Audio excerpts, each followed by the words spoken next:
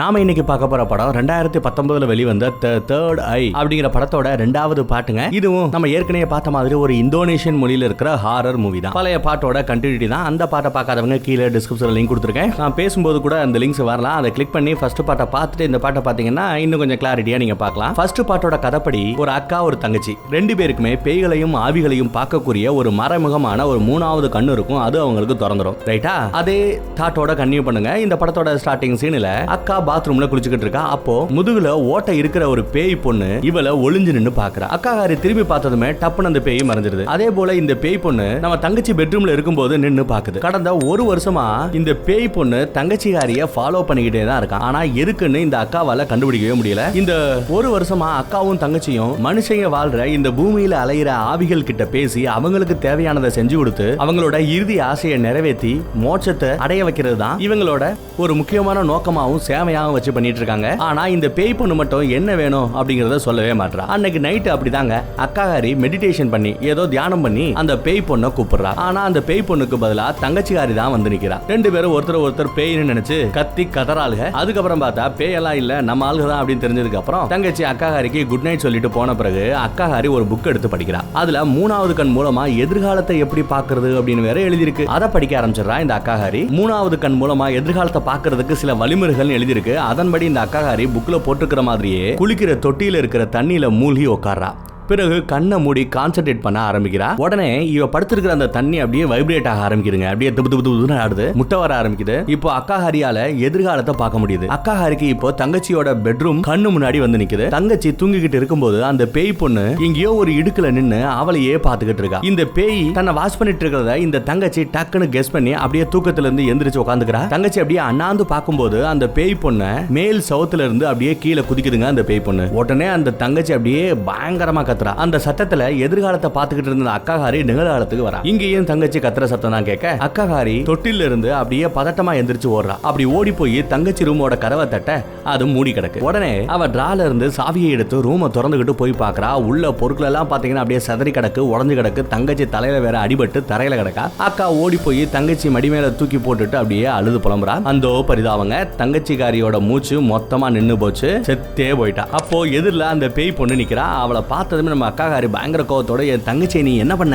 அப்படின்னு கோபத்தோட கத்துறா. பதிலுக்கு அந்த பேய் பொண்ணு ஆக்ரோஷமா கத்துற அந்த கத்துல சுத்தி இருந்த அந்த கண்ணாடி சோரெல்லாம் உடஞ்சு தூள் ஆகுதுங்க. அக்காக்குன்னு இருந்த ஒரே ஒரு உறவு அந்த தங்கச்சி அவளும் செத்து போக அவ இருந்த இந்த பூர்வீக வீட்டை வித்துடலாம்னு முடிவு பண்றா. அவளுக்கு ஒரே ஆதரவான அந்த சூனியக்காரி கிட்ட நடந்ததை சொல்றா. செத்து போன தன்னோட தங்கச்சியோட கையில ஏதோ ஒரு டாலர் செயின் இருந்ததாவும் அந்த செயினை தொடும்போது ஒரு பெரிய வீடு என் கண்ணு முன்னாடி வருது அப்படின்னும் ஏதோ ஒரு காட்சி அவளுக்கு தெரியுது. அதை இந்த அக்கா சூனியக்காரி கிட்ட சொல்றா. பதிலுக்கு இந்த சூனியக்காரியும் நீ அதையே நினைச்சுக்கிட்டு இருக்கணும்னு அவசியம் இல்ல, உன் தங்கச்சியை யாரு கொன்னா அவங்கள பழி வாங்கணும் அப்படின்னு எந்த முடிவும் எடுக்காத, கேர்ஃபுல்லா இருன்னு அட்வைஸ் பண்றாங்க. அக்காவும் மான அமைதிக்காக வேற ஊர்ல இருக்கிற ஒரு அநாத ஆசிரமத்துக்கு போய் சர்வீஸ் பண்ணலாமேன்னு கிளம்பி போயிடுறா. அந்த ஆசிரமத்தை பார்த்ததும் அக்காவோட தங்கச்சியாரியோட கையில இருந்து எடுத்த அந்த டாலர் செயினை தொட்டு பார்க்கும்போது அக்காகாரி கண்ணு முன்னாடி வந்து நிக்கிறது இதே பெரிய வீடு தான். இந்த பெரிய வீடு அந்த ஆசிரமத்தை நடத்துற ஓனர் அம்மாவோட அப்பா அம்மாவுக்கு சொந்தமானதான். இந்த ஆசிரமம் முழுக்க இந்த டொனேஷன் பேர்லயும் அப்புறம் அந்த ஓனர் அம்மாவோட புருஷன் அவனோட காசுலையும் தான் முழுக்க ஓடிக்கிட்டு இருக்கான். ஓனர் அம்மா அக்கா கிட்ட சொல்றா,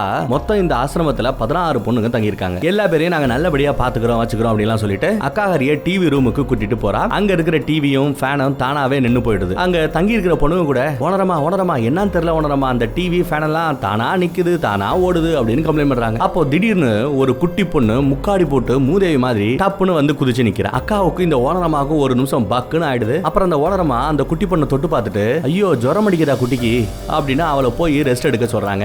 அந்த இடம் ரொம்ப ஃபாஸ்டா அப்படியே கொஞ்ச நேரத்துல சில்லுன்னு ஆகுதுங்க. அதை நம்ம அக்காகாரி கரெக்டா நோட் பண்றா. டிவி ரூமுக்கு பக்கத்து ரூம்ல ஒருத்தி செவத்தை பார்த்துக்கிட்டே உட்காந்துட்டு இருக்கா. இவ உட்காந்துட்டு இருக்கிற அந்த தினசே கொஞ்சம் வித்தியாசமா இருக்கு. அதனாலேயே கொஞ்சம் வித்தியாசமாவும் வினோதமாவும் உட்காந்துட்டு இருக்கா இல்லையா, அதனால இவள நம்ம வினோத பிறவின்னு சொல்லுவோம். அங்க ஒரு சுருட்ட முடி பொண்ணு இந்த ஓனரமா கிட்ட வந்து இந்த வினோத பிறவி நைட் எல்லாம் கபோர்டுக்குள்ள போய் உட்காந்துக்கிறா. அவளுக்கு அமானுஷ்யமான சத்தங்கள் கேட்கறதாவும் சொல்றா அப்படின்னு ஒரு வித பீதியோட சொல்றா. அதுக்கு நம்ம ஓனரமா எந்த அமானுஷ்யமும் இங்க இல்ல, அதெல்லாம் இதெல்லாம் கட்டுக்கதைன்னு சொல்றாங்க. இந்த வினோத பிறவி இங்க உட்கார்ந்து 2 வாரம் ஆகுதாங்க. இடத்தை விட்டு அசையவே இல்லையா. அவளோட ஃபேமிலி ஒரு நிலச்சரிவு சம்பவத்துல சிக்கி செத்து போயிடறாங்களாம். அந்த கதையெல்லாம் பேசிட்டு இருக்காங்க. அப்புறம் நைட் ஆயிடுது. ஓனரம்மா நல்லா கொஞ்சம் அசந்து தூங்குற சமயம் பார்த்து அந்த வினோத பிறவி போட்டுட்டு போன ஒரு நோட் புக்கை நம்ம அக்காஹாரி எடுத்து பாக்குறா. அந்த நோட் புக்ல சில பேய்கள் உருவத்தை இந்த வினோத பிறவி வரைஞ்சு வச்சிருக்கா. அக்காஹாரியும் இந்த ஓனர் பொம்பளை கிளம்பி போகும்போது அந்த ரூம்ல இருக்கிற லைட்ஸ் தானா அணைஞ்சு எரியுது. அப்புறம் அந்த ஓனர் அக்காஹாரியை கூட்டிட்டு போய் அவளுக்கு ஒதுக்கப்பட்ட அந்த ரூமை காட்டுறா. அக்காஹாரியும் உள்ள போய் ட்ரெஸ் எல்லாம் அரேஞ்ச் பண்ணிட்டு இருக்கும்போது அவளுக்கு பின்னாடி இருக்கிற அந்த போட்டோ ஃப்ரேம் அதுவாவே சாயுதுங்க. அக்காஹாரியும் திரும்பி பார்த்துட்டு ஒரு ரெக்கார்டரை ஆன் பண்ணி அவ ரூம்ல வைக்கிறா. அன்னைக்கு நைட்டு வினோத பிறவியை கூட்டிட்டு தனியா வச்சு பேசுறா. அக்காஹாரிக்கு தன்னோட தங்கச்சியை பாக்குற அந்த ஃபீல் வருது போல. வினோத பிறவிக்கும் சின்ன வயசுல இருந்தே ஆவிகளை பாக்குற சக்தி இருக்கா. அப்படி சக்தி இருந்து இங்க நான் எந்த பேய்களையும் நேரா பார்க்கல.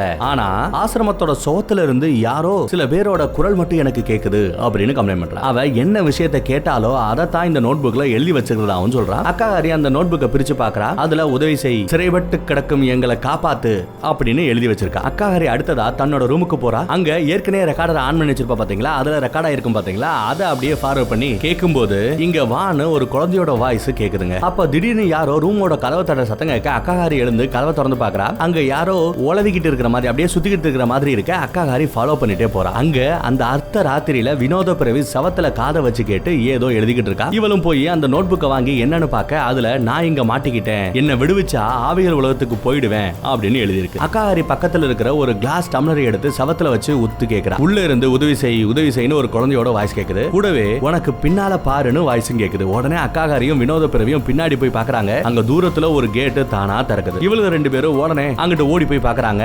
அது கிட்டத்தட்ட ஒரு லைப்ரரி மாதிரியே இருக்குங்க. இங்கேயும் அந்த அக்காஹாரி டம்ளரை சவத்துல மறுபடியும் கேச்சு நல்லா உத்து கேட்க அந்த பக்கம் இருந்து இங்க வா அப்படின்னு ஒரு சத்தம் கேக்குது. அப்போ திடீர்னு மேல இருந்து ஒரு புக்கு போத்துன்னு கீழே விழுது. அக்காஹாரி அதை எடுத்து பக்கத்துல ஒரு டேபிள் இருக்கும் அது மேல எடுத்து வைக்கிறா. அப்படி வைக்கும்போது அங்க 2 பட்டன் இருக்கத பாக்குறா. அந்த 2 பட்டன்ல பச்சை பட்டன் அமுக்க அங்க இருக்கிற அந்த 2 செல்ஸ் தானா ஓபன் ஆகுது. அக்காஹாரியும் இந்த வினோத பிறவியும் உள்ள போக அங்க இன்னொரு டோர் இருக்குங்க. ஆனா அது ஓபன் ஆக மாட்டேங்குது. அக்காஹாரி அந்த டோர் கிட்ட நின்னு நீ தான் உதவி கேட்டதா, யார் நீ தான் உதவி கேட்டதா அப்படின்னு சத்தம் போட்டு கேக்குறா. அந்த பக்கம் இருந்த அந்த பேய் கதவை தட்டி ஆமாங்குது. இந்த டோரோட சாவி எங்க இருக்கு தெரியுமா அப்படின்னு இந்த அக்காஹாரி கேக்குறா. நம்ம அக்காஹாரி ஹீரோயின் கேக்குறா. அந்த செகண்டே டோருக்கு மேல இருக்கிற அந்த வெண்டிலேட்டிங் ஃபேன் அது சுத்த ஆரம்பிக்குதுங்க. இத நம்ம ஹீரோயின் ஏதோ ஒரு சிம்பாலிக்கா பாக்குறா. சோ ஒரு சேரை இழுத்து போட்டு அக்காஹாரி அது மேல ஏறி நின்னு பாக்குறா. அந்த வெண்டிலேட்டிங் ஃபேன் கிட்ட ஒரு சாவி இருக்கு. அதை எடுத்து அந்த டோரை திறக்க உள்ள போய் லைட்டை போட்டு அக்காஹாரி இந்த வினோத பிறவியும் போய் பாக்குறாங்க. அங்க யாருமே இல்லாததால கதவை சாத்திட்டு வெளியே வந்துடுறாங்க. திறந்துட்டு இருந்த அந்த 2 செல்ஸும் பழையபடி சாத்திட்டு 2 பேருமே கிளம்பும் போது இன்னொரு புக்கு போத்துன்னு கீழே விழுது. அதை எடுத்து அது இருந்த இடத்துல வச்சுட்டு லைட்டை ஆஃப் பண்ணிட்டு லைப்ரரியில இருந்து வெளியே வந்து கதவை சாத்துறாங்க. அப்போ அந்த செல்ஃபுக்கு மேல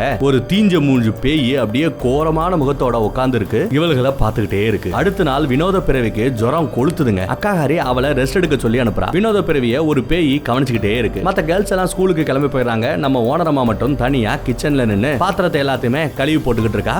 அப்போ குக்கர்ல இருந்து விசில் சத்தம் வர அதை ஆஃப் பண்றதுக்காக போறா. அவ ஆஃப் பண்ணிட்டு வரதுக்குள்ள அவ பாத்திரத்தெல்லாம் கழுவி சிங்க்ல போட்டுட்டு இருந்தா பாத்தீங்களா. அது எல்லாமே டப்புன்னு டேபிளுக்கு போயிடுச்சு. அது எப்படா இங்க வச்சது எப்படா டேபிள் மேல போச்சு அப்படின்னு அவ யோசிச்சுக்கிட்டே இருக்கும்போது யாரோ ஜன்னல் தட்டுறாங்க. ஓனரம்மா அந்த ஜன்னலை திறந்து பார்த்தா அங்க நம்ம முக்காடு போட்ட குட்டி பொண்ணு நின்னுகிட்டு இருக்கா. இந்த தடவையும் ஓனரம்மா ஒரு செகண்ட் பயந்து போயிடுறாங்க. போய் அந்த குட்டி பொண்ணை தொட்டு பார்த்தா இன்னும் உனக்கு ஜுரம் நிக்கலையே, ஏன் இப்படி ஆட்டம் போட்டுக்கிட்டு இருக்க, பாத்திரத்தை வேற அங்க இருந்து இங்கன்னு தேவையில்லாம எடுத்து வச்சுட்டு இருக்க அப்படின்னு சத்தம் போடுறாங்க. பதிலுக்கு அந்த குட்டி பொண்ணு நான் எந்த பிளேட் இடமாத்தல அப்படின்னு சொல்றான். ஓனரம்மா ஏய் பொய் சொல்றேன்னு சத்த போட ஆரம்பிக்கிறாங்க. அங்க வர அந்த அக்காஹாரி இந்த குட்டி பொண்ணை அவளோட ரூமுக்கு கூட்டிட்டு போறா. அப்ப யாரோ டிவி ரூம்ல இருந்து ஓட அதை பார்த்துட்டு இந்த சுருட்ட முடி பொண்ணு அங்க அடிக்கடி ஒருத்தி சுத்திக்கிட்டே தெரியவா. அவ தான் இப்படி ஓடுறான்னு சொல்லிட்டு நம்ம அக்காஹாரி தப்பா நினைச்சுக்கிறா. அப்புறம் இவ அந்த குட்டி பொண்ணை பெட்ல படுக்க வச்சுட்டு வெளியே வரா. அப்போ கீழ் பெட்ல இருந்து கேமரால படம் பிடிக்கிற அந்த சத்தம் வர குட்டி பொண்ணு கீழே குனிஞ்சு பாக்குறா. அங்க நம்ம சுருட்ட முடி பொண்ணு உட்காந்துக்கிட்டு இருக்கா. நம்ம அக்காஹாரிய போலராய்டு கேமரா வச்சு விளையாட்டு காமிச்சிட்டே இருக்கா. நம்ம அக்காஹாரியோ அந்த சுருட்ட முடி பொண்ணு டிவி ரூம்ல தான் இருக்கான்னு நினைச்சுக்கிட்டு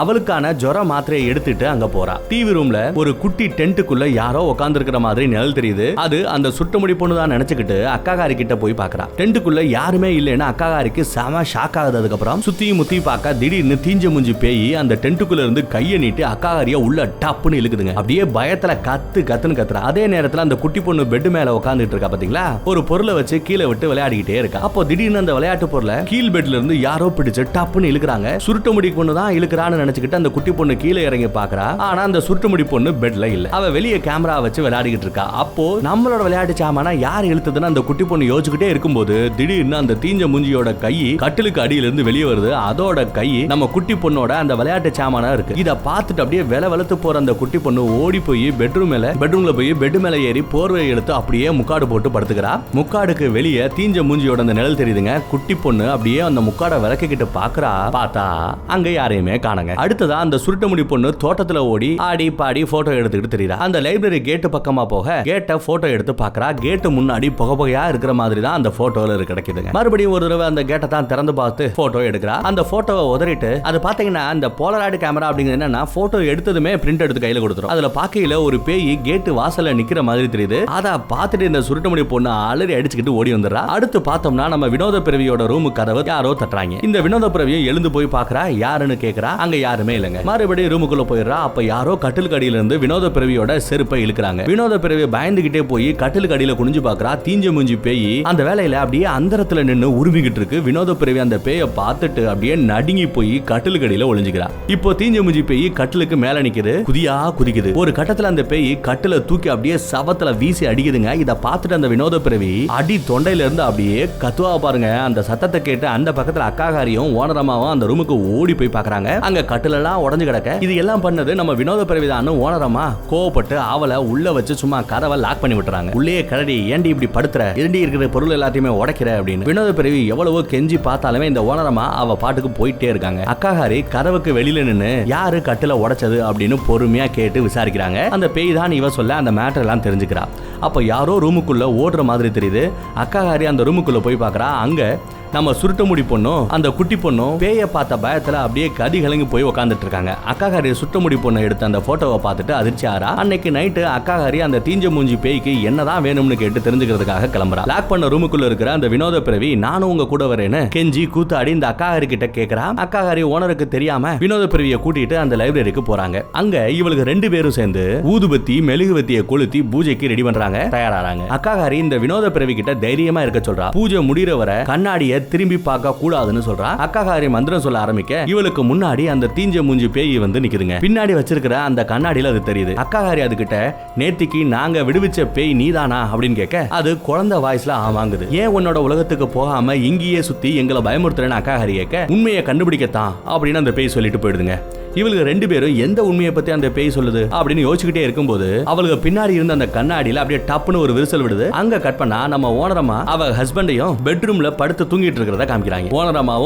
ஓனரமாவோட புருஷனும் பெட்ல தூங்கிட்டு இருக்காங்க. அப்ப யாரோ ஒரு பொண்ணோட உருவம் பெட்ரூம் வெளியே உலவுறத அந்த ஓனரமா பாக்குறாங்க. நம்ம குட்டி பொண்ணு தான் வழக்கம் போல அந்த சேட்டை பண்றான்னு நினைச்சுக்கிட்டு ஓனரமா வெளியே வந்து பாக்குறா. அங்க நம்ம குட்டி பொண்ணு மாதிரியே ஒரு முக்காடு போட்ட ஒரு உருவம் நிக்க ஓனரம்மா நெருங்கி போய் பாக்குறா. டக்குன்னு உருவம் மறைஞ்சு முக்காடு கீழே விழுந்துருது. ஓனரம்மாக்கு அப்படியே உயிரே நின்னு போன மாதிரி இருக்குங்க. அப்புறம் அந்த முக்காடை விளக்கிக்கிட்டு பார்க்க அங்க ஒரு கார்டுல ஆண்டின்னு எழுதி இருக்கு. ஓனரம்மா அதை பார்த்துட்டு அப்படியே தலை தரிக்க பெட்ரூம்குள்ள ஓடி போய் புருஷனை எழுப்பி விடுறா. அவங்கிட்ட தீஞ்ச மூஞ்சி பேய் வந்துடுச்சு போல அப்படின்னு குசுன்னு பேசுறா. புருஷன் அப்படியா, அதுக்கு வாய்ப்பே இல்லையே அப்படின்னு சொல்றான். அந்த நேரம் 2 பேரும் கட்டில இருந்து அப்படியே தூக்கி எரியப்படுறாங்க. ஓனரம்மா அப்படியே எந்திரிச்சு ஓட பெட்ரூம் கதவு தானா சாத்திக்குது. இந்த புருஷங்கார மட்டும் தனியா உள்ள மாட்டிக்கிறான். அப்ப டக்குன்னு ஒரு டிரா ஓபன் ஆக அது உள்ள இருந்து அந்த தீஞ்ச மூஞ்சி பேய் அப்படியே எந்திரிச்சு வெளியே வருதுங்க. இந்த புருஷங்காரன் நடுங்குது. வெளியே நின்னு அந்த ஓனரம்மா கதவை திறக்க எவ்வளவோ ட்ரை பண்ணி கத்திக்கிட்டு இருக்கா. இந்த சத்தத்தை கேட்ட அக்காகாரியும் வினோத பிறவியும் அங்க ஓடுறாங்க. ஓனரம்மாவும் அக்காகாரியும் கதவை மோதி திறக்க உள்ள அந்த புருஷங்கார ரத்த காயத்தோட உட்காந்துக்கிட்டு இருக்கான். தீஞ்ச மூஞ்சி பேய் அவன் கை காலை பிராண்டி வச்சிருக்கு. பெட்ரூம்குள்ள இருக்கிற பொருட்கள் எல்லாம் மூளைக்கு அப்படியே பறக்க ஆரம்பிக்குது. பெட்ரூம்ல இருந்து 3 பேரும் அப்படியே வெளியே ஓடுறாங்க. அதுக்குள்ள அங்க எல்லா கேர்ள்ஸும் வந்து கும்மலா நிக்கிறாங்க. புருஷங்காரனும் ஓனரம்மாவும் ஓட சுத்தி இருக்கிற பொருட்கள் எல்லாம் உடஞ்சு தூள் ஆகுதுங்க. அப்புறம் இந்த ஓனரம்மா எல்லா பொண்ணுங்களையும் கூட்டிட்டு டைனிங் ஹாலுக்கு போயிடுறாங்க. சாப்பிட இடத்துக்கு போறாங்க. இந்த பொண்ணுங்க எல்லாம் நீதாமா இருந்து பொறுப்பா பாத்துக்கணும் அப்படின்னு நம்ம அக்காகாரி கிட்ட சொல்லிட்டு ஓனரம்மாவும் புருஷனும் எங்கேயோ போறாங்க. பிறகு அக்காகாரியும் வினோத பிறவியும் திரும்பி பார்க்க அங்க அந்த தீஞ்ச மூஞ்சி பேய் வெளியே நின்னு இவங்களை அப்படியே முறைச்சு பார்த்துக்கிட்டே இருக்கு. அடுத்த செகண்ட் இந்த டைனிங் ஹால்ல தொங்கிக்கிட்டு இருந்த அந்த பெரிய லைட் அப்படியே ஆட ஆரம்பிக்குது. உடனே இவளுக்கு 2 பேரும் மத்த பொண்ணுங்களை அங்கங்க கூட்டிட்டு போய் டிவி ரூம்ல உட்கார வைக்கிறாங்க. ஓனர் பொம்பளையும் இந்த புருஷனும் நேரா லைப்ரரிக்கு போய் ஒரு மந்திரத்தை சொல்றாங்க. உடனே அந்த இடமே அப்படியே அமைதியாயிடுது. அங்க நம்ம அக்காகாரியும் வினோத பிறவியும் ஓடி போய் நடந்தத சொல்றாங்க. இந்த ஓனரம்மாவும் புருஷனும் அதுக்கப்புறம் நீங்க இந்த கதவை திறந்து பெரிய தப்பு பண்ணிட்டீங்க அப்படின்னு சொல்றாங்க. பதிலுக்கு அந்த அக்காகாரி நீங்க ஏன் அந்த தீஞ்ச மூஞ்சி பேய உள்ள வச்சு அடைச்சு வச்சிருக்கீங்க, அது தப்பு இல்லையா அப்படின்னு அவ கேட்க அதுக்கு நம்ம ஓனரம்மா அழுதுகிட்டு, நீங்க தீஞ்ச மூஞ்சி பேயின்னு சொன்னது என்னோட அக்கா பொண்ணு தான். நானும் என் புருஷனும் இந்த பெரிய வீட்டுக்கு வந்தப்போ என் அக்காவும் இந்த தீஞ்ச மூஞ்சியும் செத்து கிடந்தாங்க. யாரோ கொள்ளையடிக்க வந்தவங்க அவங்கள கொன்னு போட்டுட்டாங்க போல.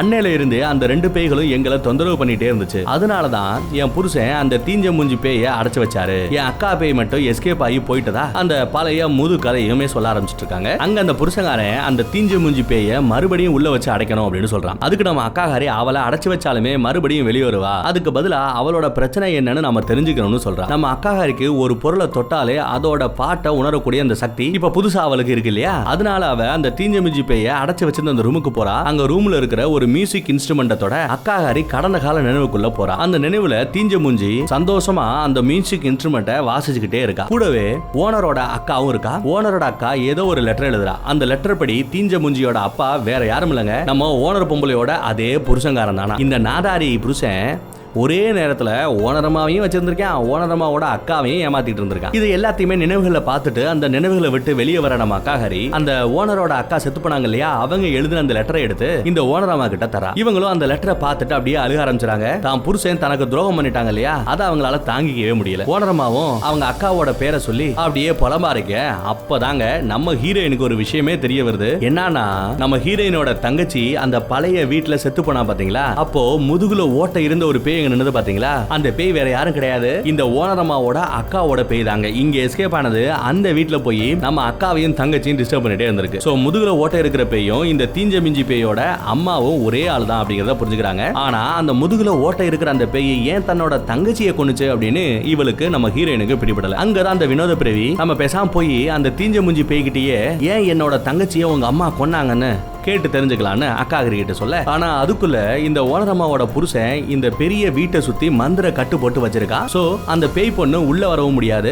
அவ கிட்ட கேட்டு இந்த மேட்டர் என்னன்றதை இவங்களால தெரிஞ்சுக்கவும் முடியாது. அந்த பக்கம் அந்த புருஷங்காரன் முதுகுல ஓட்ட இருக்கிற தீஞ்ச முஞ்சியோட அம்மா நம்ம ஓனரம்மாவோட அக்கா, அவ எழுத அந்த லெட்டரை பார்த்துட்டு டென்ஷன் ஆகி உட்காந்துட்டு இருக்கான். அவன் உட்கார்ந்து இருக்கிற அந்த ஷெட்ல 2 கார் நிக்குதுங்க. சடனா அந்த 2 காரோட லைட்ஸும் ஹாரனும் ஆட்டோமேட்டிக்கா அடிக்க ஆரம்பிக்குது. ஹஸ்பண்ட் அந்த புருஷங்காரன் அந்த காரோட கீயை தேட அது அங்க இல்ல. அவன் எந்திரிச்சு அப்படியே கார் கிட்ட போக கண்ணாடியில அந்த தீஞ்ச மூஞ்சி கார் கீயோட உட்கார்ந்துட்டு இருக்கிறது தெரியுது. உடனே அந்த புருஷங்காரன் அங்க இருந்து தப்பிச்சு ஓட பார்க்க தீஞ்ச மூஞ்சி பேய் அவனை தரன்னு இழுத்துக்கிட்டே போகுது. புருஷங்காரன் கத்துறான். அந்த சத்தத்தை கேட்டு அந்த பக்கம் ஓனரமா நம்ம ஹீரோயின் அந்த வினோத பிறவி 3 பேருமே இந்த கார் செட்டுக்குள்ள போறாங்க. அடுத்ததா கார் செட்டில் இருக்கிற எல்லா லைட்ஸுமே அணைஞ்சு கும் இருட்டாடுதுங்க. அப்போ நம்ம வினோத பிறவி டார்ச் லைட் அடிச்சு பார்க்க அந்த தீஞ்ச மூஞ்சி பேய் புருஷங்காரோட கழுத்துல ஏறி உட்காந்துட்டு இருக்கு. அப்பா அப்பா அப்படின்னு கொஞ்சிக்கிட்டு இருக்கு. அதுக்கப்புறம் பார்த்தா மறுபடியும் அந்த லைட் எல்லாம் தானா ஏறுதுங்க. அந்த ஓனர் புருஷன் ஒரு கார் மேல ஏறி நின்னுட்டு இருக்கான். அவன் உடம்புல அந்த தீஞ்ச மூஞ்சி பேய் புகுந்துருச்சு போல. உள்ள இருக்கிற அந்த தீஞ்ச மூஞ்சி பேய் ஒரு ஸ்க்ரூ டிரைவரை எடுத்து தன்னை தானே குத்திக்குதுங்க. உடனே அந்த ஓனரமா ஓடி வந்து பேய் பிடிச்ச தன்னோட புருஷனை சாவுல இருந்து காப்பாத்துறதுக்காக அந்த ஸ்க்ரூ டிரைவரை பிடுங்க பார்க்க தீஞ்ச மூஞ்சி அவளையும் கீறிடுதுங்க. ஹீரோயினும் வினோத பிரிவும் சேர்ந்து அந்த ஹஸ்பண்டோட பாடியை அப்படியே அந்த காரோட சேர்த்து கட்டி போடுறாங்க. நம்ம ஹீரோயின் நடந்த சம்பவங்களை பத்தி சூனியக்காரி கிட்ட போன்ல சொல்லி அவளை இங்க வர சொல்றா. அதுக்கு முன்னாடி நம்ம அக்காஹாரிக்கு நம்ம ஹீரோயினுக்கு தங்கச்சி சாவுக்கான காரணம் என்னன்னு தெரிஞ்சுக்கணும் இல்லையா? அதனால நம்ம வினோத பிரிவிய ஒரு ரூமுக்கு கூட்டிட்டு போய் அவளோட கண்ணை கட்டி உட்கார வைக்கிறா. வினோத பிரிவியோட கையில பென்சிலையும் டிராயிங் புக்கையும் கொடுத்து நல்லா உத்து நோக்கு, கான்சென்ட்ரேட் பண்ணு அப்படின்னு சொல்றா. நம்ம ஹீரோயினுக்கு தான் பழச பார்க்கக்கூடிய சக்தி இருக்கு இல்லையா? சோ பழச காமிக்கிறா, இவளுக்கு நல்ல படவரைய தெரியுங்கிறதுனால அவ என்ன பாக்குறாளோ அதை இந்த நிஜ உலகத்துல அப்படியே வரைஞ்சு தள்ளுறா. இப்போ நம்ம பார்க்க போற காட்சிகள் எல்லாம் என்ன அப்படின்னா, அந்த தீஞ்ச மிஞ்சி பேயோட குடும்பத்துல என்ன நடந்தது அப்படிங்கிற அந்த பிளாஷ்பேக்கை தான் காமிக்க போறானுங்க. இதற்காக அவங்க 2 பேரும் கொல்லப்பட்டாங்க அப்படிங்கறத நம்ம தெரிஞ்சுக்கணும். ஆக்சுவலா என்ன இருக்கு அப்படின்னு பாருங்க. தீஞ்ச முஞ்சியோட அம்மா எழுதி வச்ச அந்த லெட்டரை இந்த தீஞ்ச முஞ்சி ஒரு கட்டத்துல படிச்சிருது. அம்மா எழுதுனத பொண்ணு படிச்சிருது. அதே நேரம் இந்த பக்கத்துல அந்த அம்மாஹாரி ஓனரோட புருஷங்கிட்ட அப்ப வந்து அவங்களுக்கு கல்யாணம் ஆகல, ஓனரமாவ அவன் கல்யாணம் பண்ணிக்க போறதுக்கான அந்த பேச்சுவார்த்தைகள் நடந்துகிட்டு இருக்கு. அது தெரிஞ்சுக்கிட்டு ஏன்டா என் வயித்துல நீ புள்ளிய கொடுத்துட்டு என் தங்கச்சியை நீ கல்யாணம் பண்ணுவியா அப்படின்னு சொல்லி அவங்க தகராறு பண்ணிட்டு இருக்காங்க. இதனால காண்டானவன் ஒன்னா வச்சுக்கிறேன், உன் தங்கச்சியை கட்டிக்கிறேன் என்னங்கிற அப்படின்னு திமிரா பேச அதுக்குள்ள அவங்க 2 பேருக்கு சண்டை வர இவன் ஒரு ஸ்பானரை எடுத்து அப்படியே குத்தி தீஞ்ச முஞ்சியோட அம்மாஹாரிய நம்ம ஓனரமாவோட அக்காவை குத்தி கொன்னுறாங்க. இந்த சம்பவம் நடக்கும்போது அதை நேர்ல பாத்துறாங்க நம்ம தீஞ்ச மூஞ்சி பொண்ணு. ஐயோ அம்மானு கத்த அந்த புருஷங்காரன் அதே ஸ்பேனரால தலையில ஓங்கி அடிச்சு இந்த பொண்ணையும் கொன்னுறான். அம்மாவும் பொண்ணு ஸ்பாட்லயே அவுட். அடுத்து அந்த பொண்ணோட கழுத்துல இருந்த அந்த டாலரை இந்த புருஷங்காரன் பிச்சு எடுக்கிறான். பின்ன அந்த வீட்ல இருந்த பணம் நகையோட சேர்த்து இந்த டாலர் செயினையும் ஒரு பாக்ஸ்குள்ள போட்டு அந்த பாக்ஸ அந்த பெரிய வீட்டுக்கு பக்கத்துல புதைச்சிடறான். இது மூலமா யாரோ திருடன் தான் வந்து இவங்க 2 பேரையும் கொன்ன மாதிரி ஒரு நாடகத்தை அரங்கேற்றான். இது எதுவுமே தெரியாத அந்த ஓனரமாவும் இவனை நம்பி இவனை கல்யாணம் பண்ணி இவங்க கூட வாழ்ந்துகிட்டு இருக்காங்க. இத்தனை உண்மையும் இந்த வினோத பிறவியோட டிராயிங்ஸ் மூலமா அக்காஹாரிக்கும் அந்த ஓனரமாவுக்கும் தெரிய வருது. அதுக்குள்ள கட்டி வச்சிருந்த அந்த புருஷங்காரன் காரோட சேர்த்து கட்டி வச்சிருந்தா பாத்தீங்களா, அவன் எந்திரிச்சாங்க. அவன் உள்ள இருக்கிற அந்த தீஞ்ச மூஞ்சி பேய் தான் அவனை பழி வாங்குறதுக்காக ஒரு டூலை எடுத்து அப்படியே மாத்தி மாத்தி குத்திக்குது. சத்தம் கேட்ட இந்த ஓனரமா அக்காஹாரி வினோத பிறவி 3 பேருமே செட்டுக்கு போய் அந்த புருஷங்காரனை தடுக்க பாக்குறாங்க. அப்போ தடுக்க போன அந்த வினோத பிறவிய உள்ள இருக்கிற அந்த தீஞ்ச மூஞ்சி வயிற்றிலேயே குத்திடுறாங்க. வினோத பிறவிக்கு அத்தி எப்படியே பாத்தீங்கன்னா ரத்தம் பொல பலன்னு கொட்ட ஓனரமா அவளை தூக்கிட்டு போயிடுறா. மிச்சம் இருக்கிறது நம்ம ஹீரோயின் மட்டும் தான். நம்ம ஹீரோயினையும் அந்த உடம்புல இருக்கிற பேய் அட்டாக் பண்ண பாக்குது. அதுக்குள்ள நம்ம ஹீரோயின் அதுகிட்ட ஏன் இப்படி கொலை வெறியில தெரியுற, இது போலதான் உன்னோட அம்மாவும் ஏன் தங்கச்சிய இந்த கொலை வெறியில கொன்னுட்டா அப்படின்னு சொல்றா. பதிலுக்கு இந்த தீஞ்ச மூஞ்சி என் அம்மா உன் தங்கச்சியை கொல்லல, இந்த புருஷங்காரன் தான் உன் தங்கச்சியை கொன்னது அப்படின்னு சொல்றா. அதே சமயம் அங்க நம்ம சூனியக்காரி அந்த பேயை அடக்கி இழுத்துட்டு போய் சேர்ல உட்கார வச்சு கட்டி போட்டுறா. தீஞ்ச மூஞ்சி மறுபடியும் உன் தங்கச்சியை கொன்னது இவன் தான் அப்படின்னு சொல்லிக்கிட்டே இருக்கா. அதனால இந்த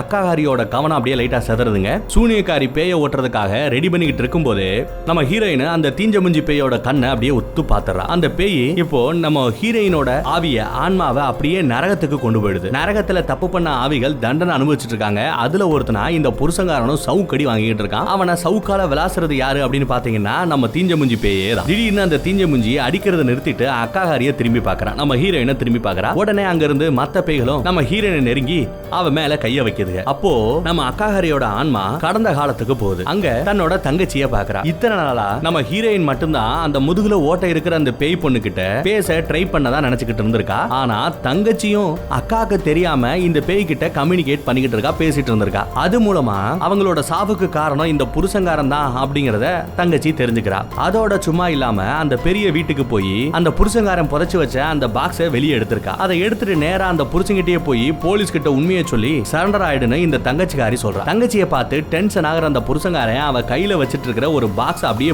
நம்ம தங்கச்சிக்காரி கையில வந்து ஒரு பாக்ஸ் இருக்கும் இல்லையா, அதை அப்படியே புடுங்கிட்டு ஓரி அந்த பக்கம் அப்படின்னு விரட்டி விடுறான். அப்போ அந்த பாக்ஸ்ல இருந்து அந்த டாலர் செயின் தவறி விடுதுங்க. இப்போ தங்கச்சிக்காரி கிட்ட சாட்சிக்குன்னு இருந்தது, ஆதாரம் இருந்தது அந்த பாக்ஸ் தான். அந்த பாக்ஸ் அவன் புடிங்கிறான். பட் உள்ள இருந்து ஒரு டாலர் செயின் விழுது. அந்த செயினை தான் செத்து போன தீஞ்ச மூஞ்சி அவங்க அம்மா யூஸ் பண்ணிட்டு இருந்த செயின். அந்த செயினை அப்படியே அங்க இருந்து கையில எடுத்துக்கிட்டு அந்த பெரிய வீடு அதாங்க அந்த ஆசிரமத்துல இருந்து அப்படியே தெரிச்சு ஓடி வரா. இப்ப அவகிட்ட அந்த சாட்சி இருக்கு. இத கொண்டு போய் ஓனரமா கிட்டயோ போலீஸ் கிட்டயோ காமிச்சு நடந்தது திருட்டு கிடையாது, திருடங்க வந்து அவங்க 2 பேரை கொல்லல, கொன்னது இந்த புருஷங்காரன் தான் அப்படின்னு சொன்னா எவ்வேற்பட்ட பிரச்சனைகள் வரும். அவன் கண்டிப்பா மாட்டிப்பான். சோ ஒரு தப்ப மறைக்கிறதுக்காக இன்னொரு தப்பு பண்ற மாதிரி அவன் பண்ண அந்த கொலையை மறைக்கிறதுக்காக இப்போ மறுபடியும் ஒரு கொலை பண்றான். நம்ம ஹீரோயினோட தங்கச்சியவே கொன்னுறான். அந்த கொலையை பார்த்துமே அதை தடுக்க முடியாத நிலைமையில தீஞ்ச மூஞ்சியோட அம்மா பேய் மன வேதனையோட அந்த கொடூரத்தை பார்த்துக்கிட்டே நிக்கிறா. அப்பதான் நம்ம ஹீரோயின் உள்ள வந்து தான் தங்கச்சி செத்து போய் கிடக்கிறத பாக்குறா. அதுக்குள்ள அந்த புருஷங்காரன் கொலையை பண்ணிட்டு தப்பிச்சு போயிருப்பான். இவ வந்து பார்க்கும்போது இந்த பேயை மட்டும் பார்த்துட்டு பேய் தான் கொன்னுட்டதா தப்பா நினைச்சிட்டா. சோ இறந்த காலத்துல நடந்த இந்த பழைய மேட்டர் எல்லாத்தையுமே நம்ம ஹீரோயின் பார்த்து முடிச்சதும் அங்க இருந்து மறுபடியும் நரகத்துக்கு வரா. நரகத்துல அந்த தீஞ்ச மூஞ்சி பேய் பாத்தியா,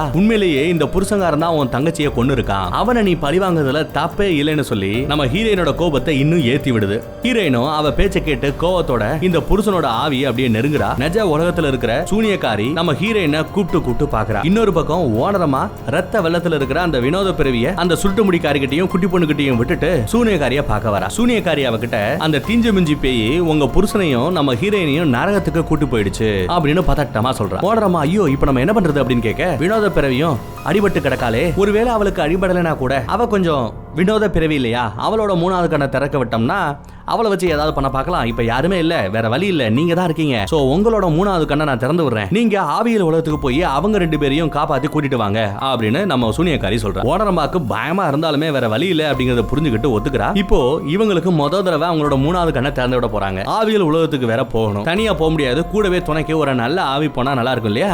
ஃபர்ஸ்ட் பார்ட்டே அந்த மாதிரி துணைக்கு நல்ல ஆவி போயிருப்பாங்க, அந்த பாய் ஃப்ரெண்டோட ஆவி போயிருக்கும். அதே மாதிரி இங்க யார் அனுப்பலாம் அப்படின்னு நினைக்கிறா. அப்போ இவங்க இருக்கிற இந்த பெரிய வீட இந்த அனாதை இல்லத்தை சுத்தி ஒரு மந்திர கட்டை புருஷங்காரன் போட்டிருப்பான்ல, அந்த கட்டை அவுத்துறாங்க. அடுத்ததா ஓனரமாவை சேர்ல உட்கார வச்சு அவளோட அந்த 3வது கண்ணை திறந்து விடுறாங்க. ஓனரமாவும் செயின்ல இருந்து எந்திரிச்சு அப்படியே கொஞ்சம் தூரம் நடந்து பாக்குறாங்க. திடீர்னு ஒரு ரூம்ல 10-20 பேய், இப்படி ஒரு 10-15 பேய்களை மொத்தமா பார்த்துட்டு ஓனரமாக்கு அப்படியே கொல் நடுங்கி போயிடுது. அப்படியே வெளியே வந்துடுறா. அந்த இடத்துலயும் கும்பலா நிறைய பேய்கள் வந்து நிக்குது. அந்த கட்டை அவுத்து விட்டதுனாலதான் இவ்வளவு பேய்கள் உள்ள வந்துருச்சு. நம்ம சூனியக்காரோட பிளான் என்னன்னா, வந்திருக்கிற பேய்கள்ல நல்ல பேயா பார்த்து ஓனரமாவோட சேர்த்து அனுப்பிச்சு விடலாம் அப்படிங்கறது அவங்களோட பிளானா இருக்கு. ஓனரமாவும் திரும்பி பார்க்காம அப்படியே பயந்துகிட்டே நடந்து போறா. ஆனாலும் இருந்தாலுமே பயத்தை மூஞ்சில காமிக்காம கொஞ்சம் கெத்தா மெயின்டைன் பண்றாங்க. அவங்களுக்கு மூணாவது கண் திறந்ததுனால இந்த வீட்டை சுத்தி இருந்த அந்த மந்திர கட்டம் அவுந்ததுனால நிறைய பேய்கள் வந்திருக்கு. இவங்களுக்கு நேரம் அந்த கண்ணு திறக்கலனா இந்த பேய்கள் எல்லாத்தையும் அவங்க பாக்குறதுக்கான வாய்ப்பு இல்ல. அப்ப அந்த மூணாவது கண்ணை திறந்திருக்கிறதுனால அவங்களால எல்லாத்தையுமே பார்க்க முடியுது, பேய்களை பார்க்க முடியுது. அங்க ஏதோ ஒரு சத்தம் கேட்க இவள உள்ள போய் பார்க்க அங்க நம்ம வினோத பிரிவிதாங்க உட்கார்ந்து அழுதுகிட்டு இருக்கா. இவளுக்கு தானே வயித்துல கத்துக்கிட்டு வாங்கி கிடந்தா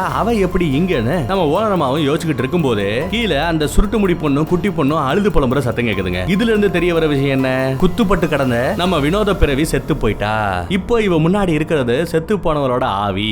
இத புரிஞ்சுக்கிற அந்த ஓனரமா அந்த ஆவியை கட்டி பிடிச்சு அழுது ஆறுதல் சொல்றா. அடுத்து இந்த வினோத பிறவியோட ஆவியும் ஓனரமாவோட ஆவியும் அதாவது ஆன்மாவும் சூனியக்காரி கிட்ட போறாங்க. அதே சமயம் அந்த பக்கத்துல நம்ம சூனியக்காரி அங்க வந்த எல்லா பேய்கிட்டையும் இந்த மேட்டர் சொல்லி எங்களுக்கு உதவுங்க அப்படின்னு கேட்டா எந்த ஆவியும் முன் வரல. அதனால நம்ம ஓனரமா அப்புறம் இந்த வினோத பிறவி இவங்க ரெண்டு பேருமே சரி போலாம் அப்படின்னு முடிவு பண்ணிடுறாங்க. மந்திரங்கள் எல்லாம் ஜெபிக்கப்படுது. இவங்க ரெண்டு பேரும் அப்படியே அந்த ஆவிகள் உலகத்துக்குள்ள போய் இருள் வழியா இருக்கிற அந்த நரகத்தை போய் சேர்றாங்க. அந்த கேட்டை ஓபன் பண்ணியாச்சு. இவங்களும் நரகத்துக்கு போயிட்டாங்க. அந்த உலகத்துல இருந்து யாரும் மனுஷ உலகத்துக்கு நிஜ உலகத்துக்கு வந்துடக்கூடாதுங்கிறதுக்காக சூனியக்காரி தான் கேட்டை காவகாக்குறா. போற வழியில ஒரு ஜாப்பனீஸ் கிழவன் பேய் நம்ம ஓனரமாவோட ஆன்மாவை மோந்து பாக்குது. அவ பயத்துல கெட்டியா நம்ம வினோத பிரிவியோட கையை பிடிச்சுக்கிறா. இந்த கிழவன் பேயால வேற எதுவும் செய்ய முடியல. அவங்க ரெண்டு பேரும் அப்படியே கையை கோத்துக்கிட்டே போய் நம்ம ஹீரோயினை இப்படியே கண்டுபிடிக்கிறாங்க. இப்போ அங்க என்ன பாக்குறாங்க அப்படின்னா அந்த புருஷங்காரனுக்கு செம சவுக்கடி கொடுத்துட்டு இருக்கிறது யாரு, நம்ம திஞ்சமுஞ்சி பேய் தான். அப்பனுக்கு பொண்ணே சவுக்கடி கொடுத்துட்டு இருக்கா. பயங்கர கோவத்தோட செம சவுக்கடி கொடுத்துட்டு இருக்காங்க. இவளை எப்படி கட்டுப்படுத்துறது அப்படிங்கிற வழி தெரியாம இந்த ஓனரமா இந்த வினோத பிறவி ரெண்டு பேருமே அப்படியே முழிக்கிறாங்க. அப்போ நரகத்தோட ஒரு வாசல் வழியா பெரும் வெளிச்சம் ஒண்ணு வருது. அது வழியா உள்ள வருது யாரு, செத்து போன நம்ம ஹீரோயினோட தங்கச்சியோட ஆவி. அது வந்து ஹீரோயின் கிட்ட பேசுது. அக்கா வேணாக்கா, இந்த புருஷங்காரனை பழி வாங்குற இந்த எண்ணத்தை விட்டுடுக்கா. என்னோட சாவணி மனப்பூர்வமா ஏத்துக்கக்கா. நானே பழி வாங்க நினைக்கல, நீயும் பழி வாங்காத. அப்படி பழி வாங்கணும்னு நினைச்சேனா அவங்களுக்கு நமக்கு வித்தியாசம் இல்லாம போயிடும் அப்படின்னு சின்ன பொண்ணுதான் இல்லையா, சோ நல்லபடியா பேசி புரிய வைக்கிறா. ஹீரோயினும் தங்கச்சியை பார்த்த சந்தோஷத்துல அந்த புருஷங்காரனை மன்னிச்சு விட்டுறா. அதே போல இந்த தங்கச்சி சொர்க்கத்திலிருந்து வந்தவ. அவ வினோத பிரியோட நெஞ்சில கைய வச்சு நீ இன்னும் வாழ வேண்டிய அவசியம் இருக்கு, ஒன்ன மாதிரியே மூணாவது கண் திறந்தவங்க உலகத்துக்கு தேவை அப்படின்னு நல்ல வார்த்தைனால சொல்லிட்டு பக்கத்திலேயே நம்ம ஓனரமாவை பார்த்து உன் புருஷனை காப்பாத்தணும் சொல்லிட்டு கெஞ்சிரா. அந்நேரம் தீஞ்ச முஞ்சி பேய் என்ட்ராகி அந்த கேடு கட்டவனை நீங்க காப்பாத்த பாக்குறீங்களா, உங்களை நான் உயிரோட விட மாட்டேன் அப்படின்னு சொல்லி சீருதுங்க. அப்போ நரகத்தோட இன்னொரு திசையில அப்படியே பயங்கர வெளிச்சத்தோட ஏதோ லேசர் கீற்றுன்னு சொல்லுவோம் பாத்தீங்களா, அது மாதிரி வந்து விழுது. அது வழியா முதுகுல ஓட்டை இருக்கிற அந்த பேய் பொண்ணு வர. அவ இந்த தீஞ்ச முஞ்சி கிட்ட போய் போதும் நீ தண்டனை கொடுத்தது போதும், இப்போ இந்த புருஷங்காரன் தான் கொலகாரனும் பாவின்னு எல்லாருக்கும் தெரிஞ்சு போச்சு. உன் கோவத்தை பகைய ஒதுக்கி வச்சுட்டு என் கூட சொர்க்கத்துக்கு வா வாடா செல்லம் அப்படின்னு அம்மா பேய் பொண்ணு பேய கூப்பிடுறா. இந்த சம்பவம் நடந்துட்டு இருக்கும் போதே ஓனரமா அந்த வாய்ப்பை பயன்படுத்தி புருஷங்காரனோட கட்டை ஒத்துட்டுறா. அடுத்த செகண்ட் ஹீரோயினும் தங்கச்சிக்கு பாய் சொல்லிட்டு இவங்க எல்லாருமே ஓடுறாங்க. தீஞ்ச முஞ்சி பேய் என்னதான் அவங்க அம்மா வாடா செல்லம் கூப்பிட்டாலுமே அவங்க பேச்சை கேட்காம இந்த ஓடுற புருஷங்காரன் பின்னாடியே அப்பா அப்பான்னு கத்திக்கிட்டே ஓடுது. இப்படி ஓடிட்டு இருக்காங்க பாத்தீங்களா தப்பிச்சு. அவங்க வழியில நிறைய பேய்கள் குறுக்க வர அதுகளை உதறி தள்ளிட்டு 4 பேர் ஓடுறாங்க. பின்னாடியே இந்த தீஞ்ச முஞ்சியும் ஓடுது. வினோத பிறவியும் ஓனர் பொம்பளையும் முன்னாடி அந்த நெஜ உலகத்துக்குள்ள எப்படியோ ஓடிட ஹீரோயின் மூணாவதா இந்த புருஷங்காரனை அனுப்பி விட்டுட்டு இவ கடைசியா 4ஆவதா அந்த நெஜ உலகத்துக்குள்ள வர. அதுக்குள்ள இந்த தீஞ்ச முஞ்சி போய்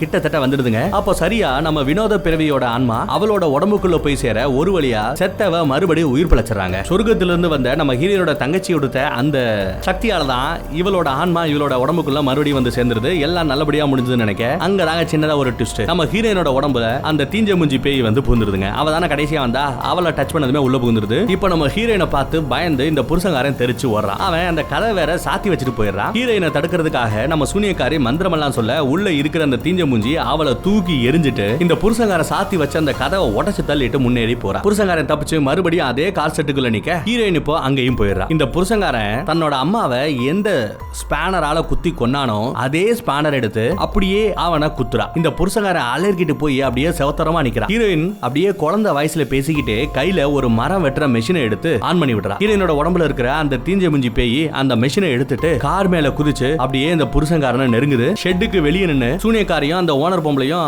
அவனை கொன்னுடாத அப்படின்னு கதறிக்கிட்டே இருக்காங்க. ஆனா தீஞ்ச முஞ்சி அதை காது கொடுத்து கூட கேட்கல. ஒரே சீவலா அந்த மெஷினை வச்சு இந்த புருஷங்காரனோட தலைய வெட்டி வீசுதுங்க. அதே சமயம் அவங்க அந்த ஷெட்டை உடைச்சுக்கிட்டு உள்ள வரப்போ தலையே இல்லாத முண்டமா புருஷங்காரன் நிக்கிறான். அதுக்கு பிறகுமே ரத்த வெறி அடங்காத இந்த தீஞ்ச மூஞ்சி பேய் மெஷினை வச்சு நம்ம சூரியக்காரியவே கொல்ல வருது. அதுக்குள்ள இவங்க ரெண்டு பேருமே சேர்ந்து நம்ம ஹீரோயினை பிடிச்சு அடக்குறாங்க. பயங்கரமா மந்திரத்தை சொல்லி அவளோட அந்த பழி வாங்குற வெறி அவனை வெட்டினதுமே பாதியா குறைஞ்சிருது. அவங்களோட வெறி பாதியா குறைஞ்சதுனால அவங்க சக்தியும் பாதியா குறைஞ்சிருது. அதனால நம்ம சூனியக்காரியால கொஞ்சம் ஈஸியாவே அந்த பேயை விரட்ட முடியுதுங்க. அந்த விரட்டல்ல அந்த மந்திரத்துல தீஞ்ச மூஞ்சிக்காரியோட ஆன்மா அக்காஹரியோட உடம்ப விட்டு அப்படியே வெளியே வருது. ஹீரோயினை விட்டு வெளியே வந்துருது. என்னதான் இந்த தீஞ்ச மூஞ்சி சின்ன பொண்ணா இருந்தாலுமே வயசுக்கு மீறின கோபம், பகை, கொலவெறி, பழி வாங்குற உணர்வோட இருக்கிறதால அவளை நரகத்துக்கு அனுப்புற அந்த மந்திரத்தை சொல்றா நம்ம சூனியக்காரி. உடனே ரெண்டு யம கிரகங்கள் இங்க வந்து இந்த தீஞ்ச மூஞ்சி பேய அப்படியே நரகத்துக்குள்ள எடுத்துட்டு போயிடறானுங்க. அப்படியே சில நாட்கள் கழிச்சு நம்ம ஓனரம்மாவோட கனவுல ஒரு பேய் வருது. யாரு? அந்த சின்ன பொண்ணு தாங்க. அவங்க வந்து நான் பண்ண எல்லாம் தப்பு தான் அப்படின்னு சொல்லி மன்னிப்பு கேட்கிறா. ஓனரம்மாவும் அந்த வினோத பிறவி தனக்காக கத்தி குத்தெல்லாம் வாங்கி கஷ்டப்பட்டா செத்து உசுரோட வந்தா இல்லையா, அவளை தன்னோட சொந்த பொண்ணா தத்தெடுத்துக்கிறா. இந்த விஷயத்தை தெரிஞ்சுக்கிட்டதுமே அந்த வினோத பிறவி ரொம்பவே சந்தோஷப்படுறா. அப்புறம் அந்த ஆசிரமத்துக்கு நீங்க ஏன் வரக்கூடாது, வந்து கொஞ்சம் ஆசிரமத்தை கொஞ்சம் பார்த்துட்டு போங்களேன் அப்படின்னு நம்ம ஹீரோயின் சூனியக்காரிய இன்வைட் பண்ண அவங்களும் சரின்னு வந்துடுறாங்க. ஓனரம்மா தான் டீ போடுறதுக்காக ஓனரம்மாவும் புதுசா தத்தெடுத்த இந்த வினோத பிறவியும் வீட்டுக்குள்ள போறாங்க. அப்போ சூனியக்காரி நம்ம ஹீரோயின் கிட்ட கடைசியா நான் அந்த ஆவியல் உலகத்து வாசலை மூடுறதுக்கு கொஞ்சம் லேட் ஆயிடுச்சு, அதுக்குள்ள ஒரு துர் ஆன்மா நம்ம உலகத்துக்குள்ள வந்துடுச்சுன்னு ரொம்ப பீதியோட சொல்றா. அதே சமயம் நம்ம வினோத பிறவி டீயோட அப்படியே நடந்து வந்துட்டு இருக்கா. அப்போ யாரோ ரூமுக்குள்ள ஓடுறத பார்த்துட்டு அந்த பக்கம் போறா. இவ அப்படியே அந்த கதவை திறந்து பார்க்க உள்ள அழுகி போன ஒரு மூஞ்சி ஒண்ணு உட்காந்துட்டு இருக்கு. சூனியக்காரி சொன்ன துர் ஆத்மா அப்படிங்கிறது இதான் போலங்க. இப்பதான்டா ஒரு கண்டம் முடிஞ்சு அதுக்குள்ள இன்னொன்னா அப்படின்னு சொல்லி பார்த்தா அங்கதாங்க எண்டு கடை போறாங்க. அடுத்து தேர்ட் பார்ட்டும் இந்த சீரீஸ்ல வரும் போல. இப்போ வரைக்கும் வரல, வந்துச்சுன்னா அதையும் பார்ப்போம். தேங்க்யூ.